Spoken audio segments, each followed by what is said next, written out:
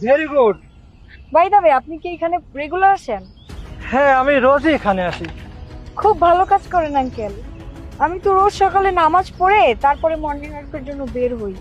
তাই নাকি? নামাজ কালাম তো দূরে থাক, তোমাদের জেনারেশন ছেলে মেয়েরা বেলা 12টা পর্যন্ত ঘুমায়।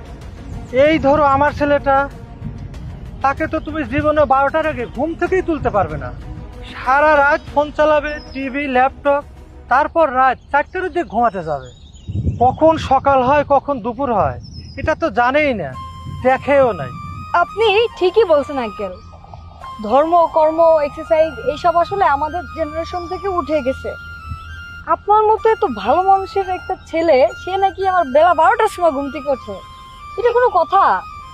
আমি ভাবছি যে আপনার মতো যদি বাবা আমার একজন থাকতো তাহলে আমি কোথায় থাকতাম, আমার তো জীবনই বেহেশতে হয়ে যেত। তুমি কি এখন থেকে রোজই এখানে এক্সারসাইজ করতে আসবে? তা তো আসতেই হবে যতদিন তোমার না পাঠাইতে পারি। কিছু বললে মনে হয়। মুখ বন্ধ করে থাকার থেকে তো দোয়া কালাম করা ভালো না? তো আমি সেটাই করতেছিলাম আঙ্কেল। ও আচ্ছা, তুমি তাহলে এক্সারসাইজ করো, আমি যাই। চলে যাবেন আঙ্কেল? না না না, চলে যাব না। আমার না এক জায়গায় দাঁড়িয়ে এক্সারসাইজ করতে ভালো লাগে না, একটু হাঁটাহাঁটি করি, একটু দৌড়ি করি। ওকে আঙ্কেল, আল্লাহ হাফেজ। আসসালামু আলাইকুম, ভালো থাকবেন, সাবধানে থাকবেন। ঠিক আছে, আবার দেখা হবে। Okay uncle.